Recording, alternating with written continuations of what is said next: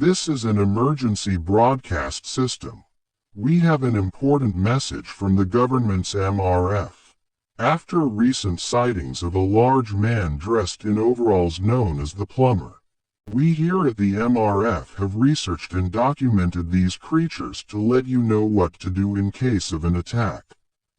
If you see the Plumber outside your home, do not make any sudden movement. Walk slowly and quietly to a safe place. Under your bed, in a closet or pantry, or in the basement or attic. If you see the Plumber outside your home, crouch down and move quietly. Hide yourself in a bush or up a tree. If you are being chased, ways to slow down the Plumber are throwing mushrooms at him. The Plumber will stop to eat the mushrooms before resuming chase. Shooting him. While bullets cannot kill the Plumber, they will stun him. Calling for the mouse. If you call for the mouse, the Plumber will run away. Only use this as a last resort. If you call for the mouse, he will answer.